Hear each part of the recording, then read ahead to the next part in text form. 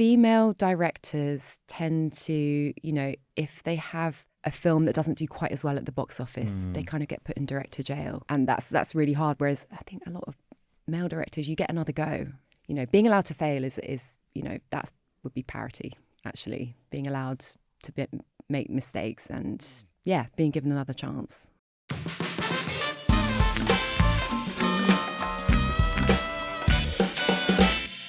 Hi babes, welcome back to Josh Smith's Great Chat Show, the podcast all about the chats that matter. And today I am popping Gemma Chan's podcast cherry as she joins me for her very first ever podcast interview. And we get into the Great Chat Show with Jennifer Garner and the amazing time they had doing karaoke together. You're going to want to hear what their karaoke song is. It sounds like an absolute hoot that night out. Plus we talk about the early Oscars buzz for her new movie, Josephine. And stay around for the group chat where we ask Gemma your questions. And there's a little bit of crazy rich Asians gossip coming at ya. So strap yourself in for a great chat. Gemma Chan.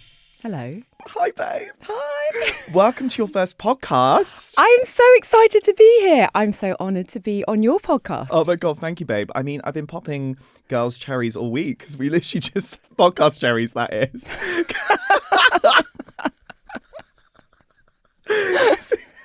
Like I said, babe, I'm honoured. It's a very new thing for me as well.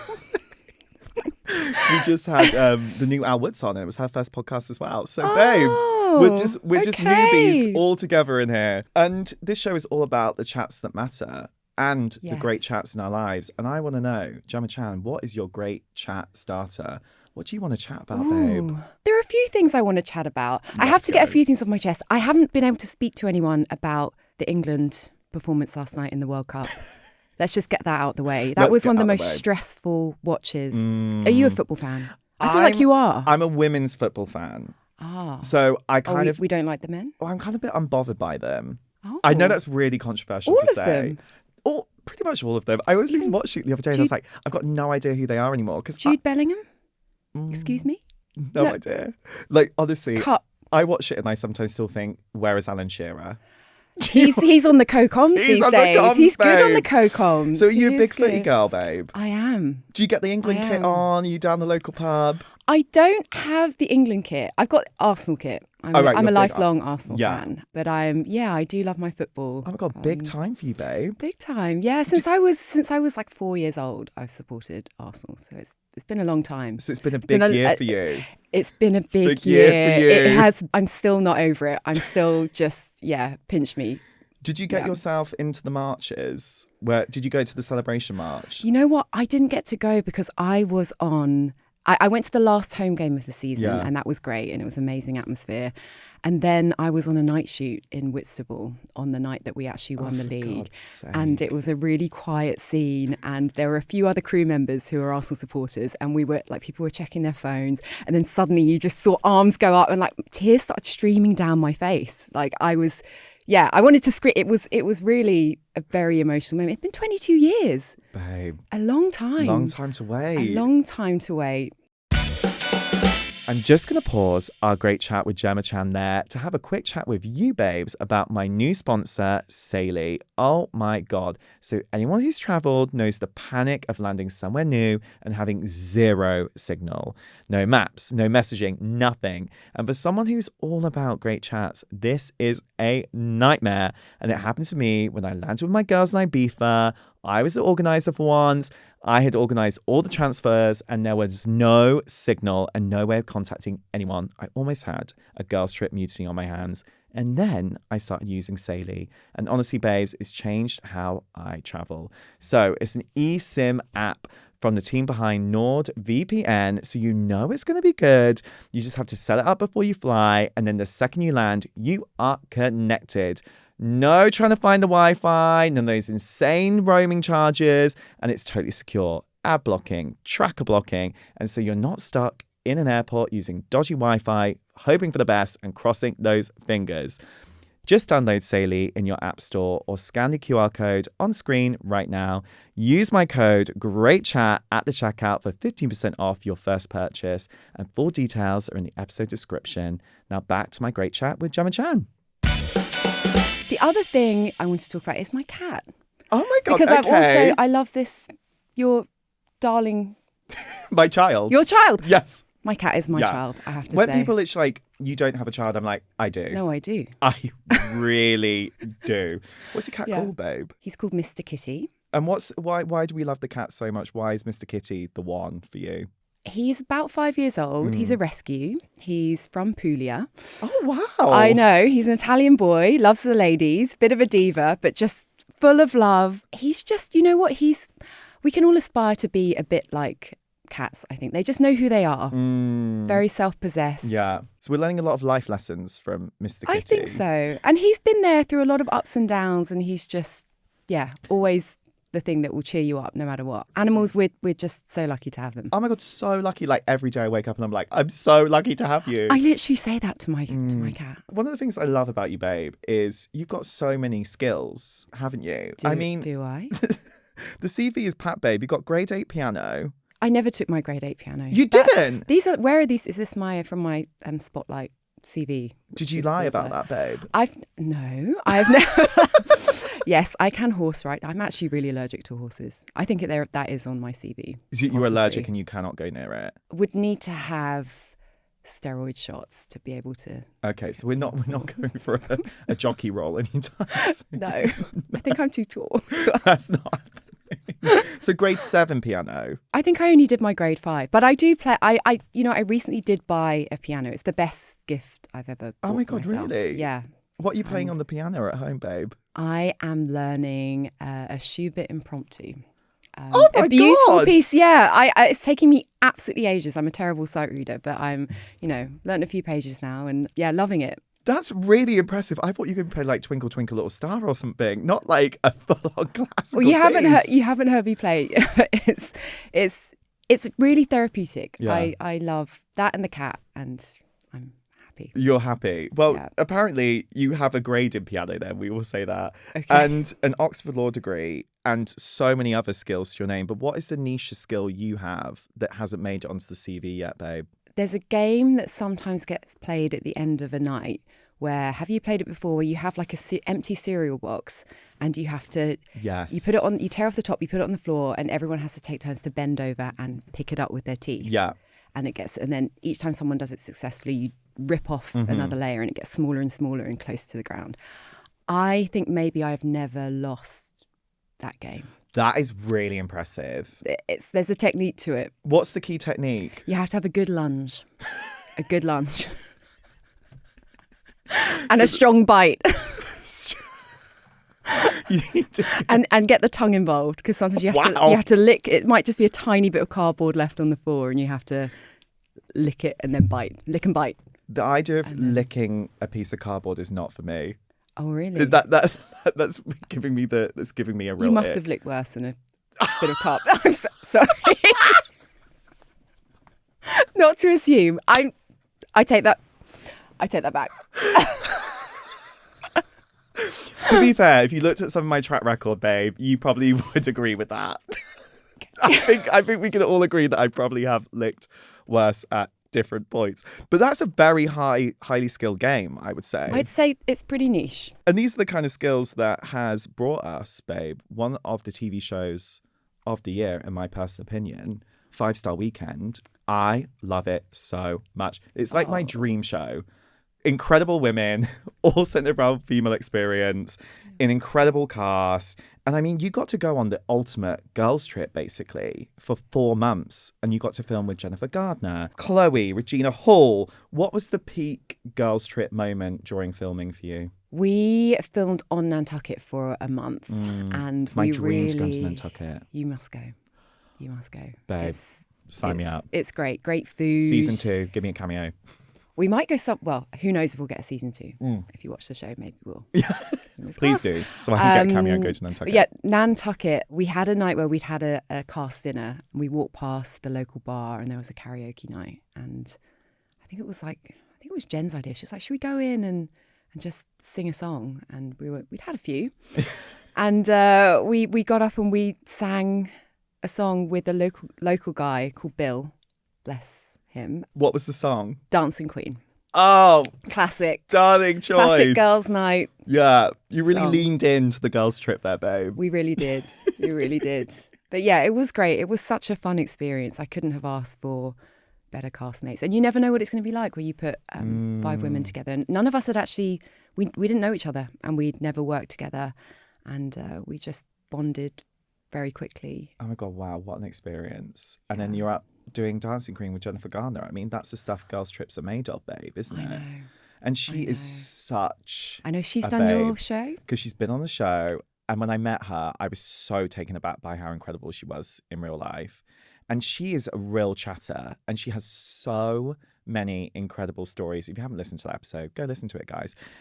Was there an amazing, great chat you had with Jennifer that's really stayed with you from the process of filming?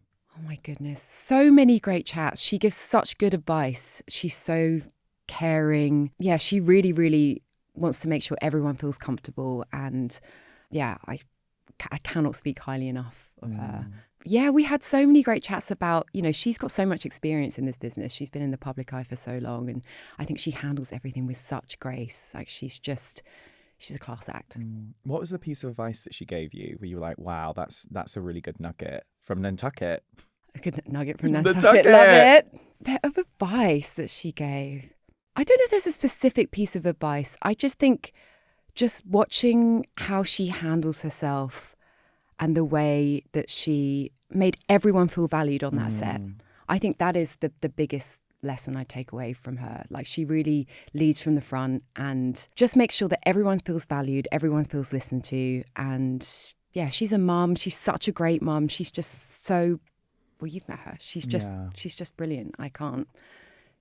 Well, I want to go on a 4-month holiday and go filming with her because that sounds like an absolute hoot, babe, especially if you're getting up and doing Dancing Queen. Sign me up. I know. What a hoot. The central theme of the whole show is about sisterhood. Yeah. And about the power of sisterhood. And my sisterhood had got me through so many trials and tribulations in my life. When did you really find your sisterhood in life and when have they really helped you the most? I honestly don't think I would have made it this far in life without my female friends. Like, thank goodness for them. I've been really fortunate at every stage of my life. I've made really, really good friends. And I would say a key moment was at university. When I was studying law, there were 10 girls studying law in my year, I think. There were quite a few of us. Wow. And we're all still really close friends. Like we meet up and, we're all doing different things. Some are still lawyers. Some have gone on to do completely different things. They're all brilliant. We had some real ups and downs during that time. I should say I did. And I really feel that, my best friend from uni, she picked me up at a really difficult point. And I would not have got through it without her. What was testing about that experience for you? I think I'm someone who I'll always put a brave face on things. Like I'm always like, smile through it, grit your teeth, put on a brave face, the show must go on. And I'm quite bad at asking for help. And she really notices things. She was really paying attention and she could tell that, I was struggling and she was just there. She was there. She had no judgment and she really, just got me out of bed. And honestly, I kind of owe her my life. It's like that. It's so incredible when you have a friend who reaches out to you in that moment and goes, I see you. I see you. And you're not okay. And you're not okay. And let's actually have a conversation about it. And this is a safe space for you to do that. Yeah. It's actually quite rare to find those friends in life sometimes, isn't it? Yeah. Especially if you are someone who, I don't know, like I do put a brave face on things. I don't always show when I'm in pain or, sorry. That's always been my way of like getting through. So yeah, having those people who are perceptive and who really know you is, what we do without those people in our lives. Have you got better about opening up as you've got older? Well, it's a work in progress, I think. Yeah, I am. I certainly am with I'm quite a private person, but with my nearest and dearest, I think I have hopefully gotten a bit better. Yeah. Yeah. It's hard though, isn't it? When you're always expected to be a certain way or turn up in a certain way. Or I find that so many times in my life where everyone's like, well, you're like the fun, positive one. Yeah, or you're the strong one. You're the one who's always got it together. Yeah. Yeah. And when you can't fall apart because Yes. other people can, but you can't fall apart. Yeah. And you feel like you constantly have to play up to that role in a way. Yeah. And it's always those moments where I come crashing back down and I'm like, I can't just play that role anymore for everyone else. And also for myself, because I think sometimes we do it for ourselves just to get through, don't we? Yeah. And that's okay too. Yeah. Like sometimes distraction is the best way of getting through something, short to medium term. And one of the things I love about this show so much is it does center around the narratives of women in their 40s and 50s and that midlife period where they're not just defined by being mothers or wives or what their job is. And I think 5 Star Weekend shows that new beginnings can really happen at any age. In this decade in your life, what have you really let go of? I try not to sweat the small stuff anymore. I mean, with mixed results, but I just try and be surrounded by good people and don't waste your energy on people or things that make you unhappy and just focus on the positive. Yeah, sometimes I'm just too old for this shit. I am too old for this shit. And yeah, come on. Is there something that would bother you before now that now you're like, oh God, whatever? Yeah, I think I hopefully care a little bit less about, what other people think. I care about the people closest to me and what they think, and I obviously want them to be okay. But I mean, you can't control other people. You just have to let that go. They're going to think what they're going to think. And I think there's so much societal pressure around women in every decade of life, especially around trying to, I think there's this idea that you need to tick things off by certain stages completely of your life as well. That's another thing completely. And I think, in the show, you can see that, I saw this meme actually the other day that said, being in your 40s is wild because in the same friendship group or the same age group, you can have someone who is, got a kid going off to college, someone who's never had any kids, someone who's on their second marriage, someone who is, having a cocktail in Hawaii, someone who is, being a CEO. Like it's really, really varied, wildly varied. And there is no right or wrong. Like everyone is on their own path and there's no time by which you should have done certain things. Like I feel really strongly about that actually, that, I think I was quite a late developer in a lot of ways and it's taken a bit of time for me to, I wasn't that young when I started in the industry. And yeah, I think letting go of that pressure, that external pressure, but the internal pressure that we are really hard on ourselves about. Babes, we're just going to pause our great chat with Gemma Chan right there to remind you to subscribe or follow wherever you're watching or listening to this podcast right now. And now back to Gemma. It's such a great show for talking about topics that, especially around loss. And I feel like we don't talk about loss enough. We really don't. We really don't. And I think we all struggle to know how to talk about it and how to deal with it. How have you navigated talking about loss in your life and also learning to open up about it? And has that been a bit of a process with you, given the fact that you have hidden a lot of emotions in the past as well? I find it easier to talk to other people about what they're going through. So that, it is hard when you are, I've been in a position where people close to me have had quite sudden losses in the last few years and just trying to be there and to not put the pressure on. There's no right way to grieve. Everybody's completely different. Everyone takes their time. Sometimes they may want to speak about it and you have to be ready, but other times they don't and they may just want to, like Jen Garner's character at one point in the show, she wants to have a goddamn pajama dance party and just, be distracted. Yeah, we don't talk about it. We don't really have, it's still a bit of a taboo thing, I think. We're really uncomfortable with, it's such a part of life. It touches all of us. It's crazy it's such a taboo topic when it literally happens to all of us. And I just don't know why we're not better equipped to talk about it. And the fact we don't talk about it means that we're not as equipped to talk about it as we should be. Yeah. I think we're in denial until we absolutely can no longer be in denial when it hits us in the face. But we're not able to bring it into our lives, particularly in Western culture. I think that's a thing that, we need to be better about. Yeah. And hopefully shows like this will help people, learn how to talk about so. it and show that it's not linear. I think that's what the show does so well. It's not like, oh, she wakes up one day and she's absolutely fine. There's the ups, there's the downs, there's the highs, there's the lows, and that all of that can exist even in the toughest of times as well. Yeah. And we need a little bit of joy sometimes, and to lean into that when we're going through tough stuff. Yeah, and I think that's okay to lean on your friends and to let them in and let them lift you up. Yeah. I mean, babe, you've been working, which I can actually believe, for 20 years now. Have I? Yeah. You have. Oh my goodness. We when believe you put it like that. 20 years. And the industry must have changed so much in that time. What is the biggest and most meaningful change you've seen that's meant the most to you in that time, do you think? Yeah, a lot has changed. There's still a lot that still needs to be addressed. But I would say, you know, one of the biggest things that happened when Crazy Rich Asians came out, you know, before that point, it's sort of been like the accepted wisdom that you just couldn't have a mainstream film that would...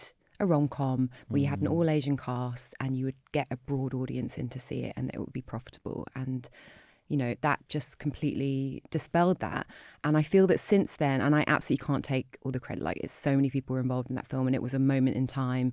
And there was also Black Panther that year as well that had done really well.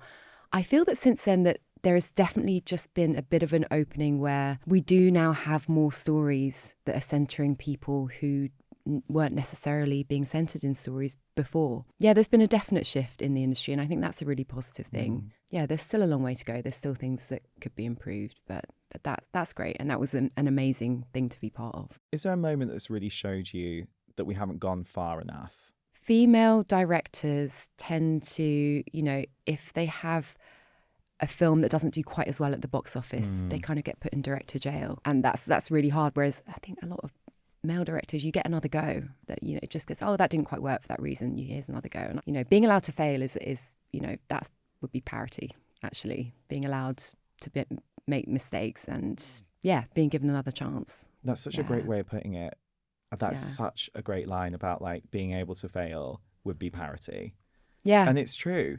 Because do you feel like, especially now, like, you know, we've had Crazy Rich Asians, which is one of my favourite movies of all time. We were just discussing this before we started and we were like, it's the ultimate plane movie. Like, it really is, babe. I watch it on pretty much every flight I go on because it's just pure joy. I love it so much. I have to say, whenever I'm on a flight and I look around, like there are definitely at least a third of the screens. Well, maybe not a third. But there's a few. There's a few. There's at least a few watching Crazy Rich Asians. It's a comfort. It's a great feel-good film. Yeah. And you had that amazing moment in your career where representation was really shone on Asian actors and they were given their space to shine in their own right. Do you still feel like there are quite a lot of reductive roles that come your way in the presentation of Asian actors and the Asian experience? I would say that's one thing that actually has improved quite a bit, thankfully. The stories are now, it's not necessarily just centred around that and your cultural or your ethnic background. It can be a story about something completely different and that doesn't necessarily come into it, and that's great. I think in general, like, every actor is going to have to fight against typecasting. That's just kind of comes with the territory. So I would say it's less about, you know, what you mentioned than about just generally, you know, sometimes people lack a bit of imagination in terms of what they might be able to see you in. So yeah, you have to really fight for those roles and those projects where, you know, it's something a little bit different. I think what's so incredible about you, and one of the reasons why I respect you so much, is you've always used your platform as well to talk about really important issues, especially around anti-Asian hate. And I think we have seen such a big moment in that movement, especially maybe like 4 years ago in 2021. And it feels like it's gone out of the headlines now and we don't profile it as much as it should. And I was doing some research into this before this chat, and actually the levels of anti-Asian hate are still not down to where they were before the pandemic. And it's a really important thing we should still be talking about. From your experience, because the headlines have shifted and we don't see it as much, do you think is the reality of the situation? To be honest, I feel that the current climate, without getting too political, like the current climate is more divisive than ever. And not just for people of an Asian background, but kind of anyone who's different, anyone who is, you know, from a different ethnicity, race, cultural background. There's this real kind of drive, and there are forces that are trying to divide us and to make us hate people who are different from us. And I think, unfortunately, there's been that shift in pretty much every country, and it's linked to technology, it's linked to politics, and, you know, the rise of the far right and all of these things. And I just think we have to push back. Most people are not like that, but the loudest voices are from that side of things, and we are at a moment in time where we have to just keep reminding people that there is more that we have in common than what makes us different. You know, that sounds like a cliche, but it's true. Go down the street, you know, go into a cafe, like you see people mixing from all backgrounds. People can get along, and it's just there are real forces trying to break us apart. So yeah, it in some ways it has gotten worse. I think there is more intolerance. What do you think the solution is? What can we do to change that? Oh, I wish I knew. More conversations, more connection like this. I think when you talk to people one-on-one, when you can look them in the eye and just see someone as a human being, I think that just dispels things. Yeah. Conversation is so important, and that's what this show is all about. And there's one project that's coming up which I think is going to start so many conversations, and it's Josephine, your movie that's coming out. I watched it, and it was one of the most powerful movies I think I've seen, full stop. It stayed with me for a very long time afterwards, like a few days. It really emotionally affected me. And for anyone who doesn't know about it yet, it's about a young girl who witnesses a rape in a park, and it's about how her parents deal with it afterwards. And you play the daughter's mum, and you were attached to this project for a long time, right? Yeah, since 2019. So why was it so important for you to tell this story? I read the script and I met the director, Beth Daruja.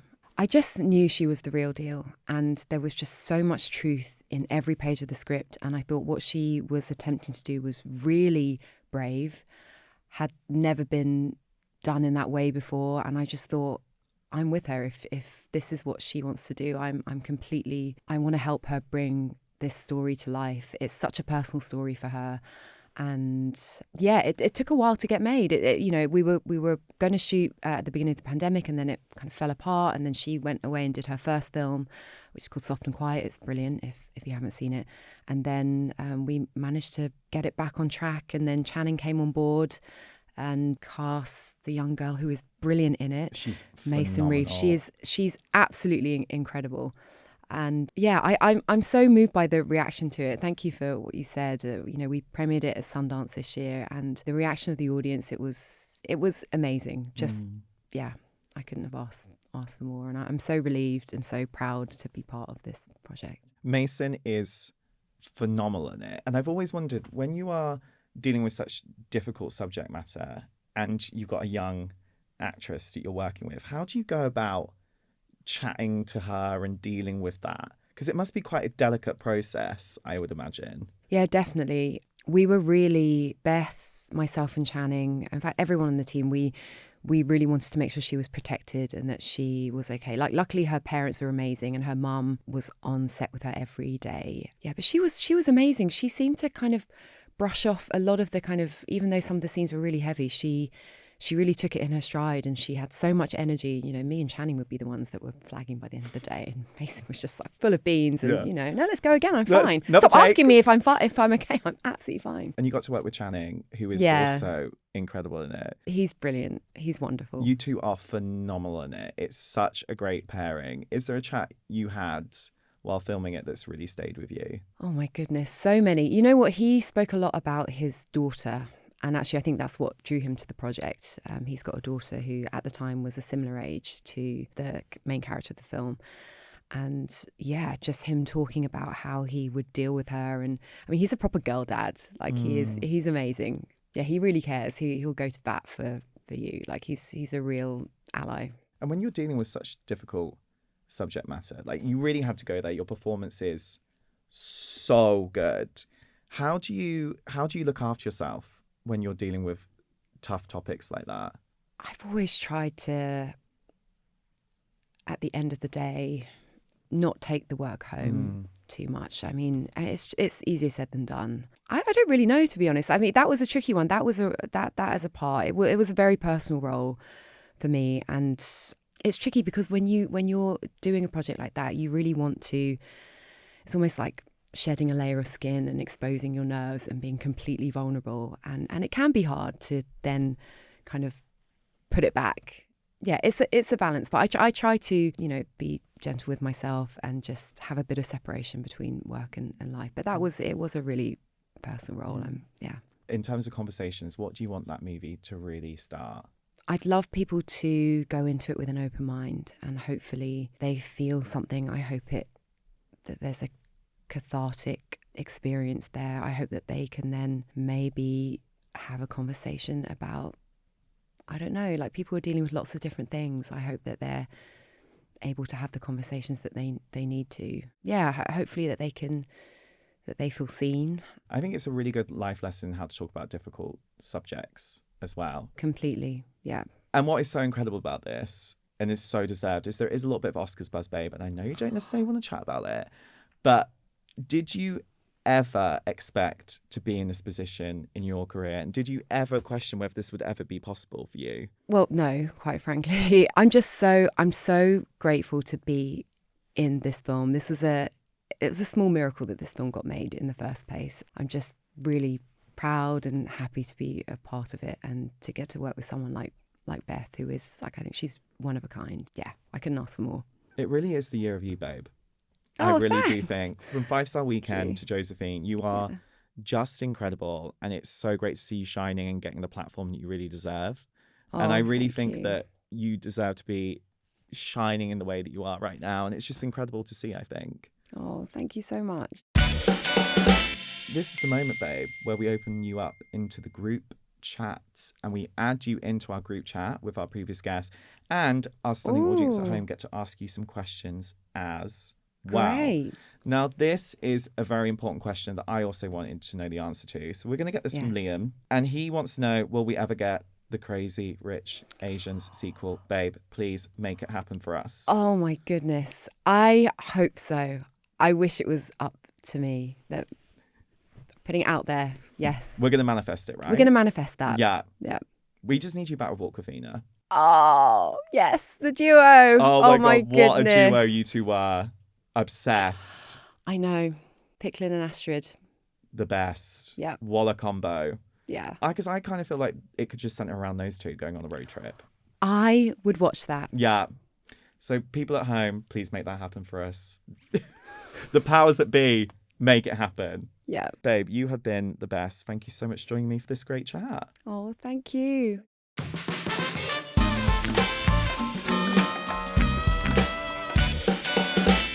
Oh my God, I loved popping Gemma's cherry today on the podcast. There's so many great, meaningful moments in that. And if you loved the episode, please get in touch. I'd love to know your thoughts across socials at Josh Smith's Great Chat Show, where you can also be added to our close friends group on Instagram so you can ask our future guests all your hard-hitting, burning questions that you have. And I'll see you next time for a great chat.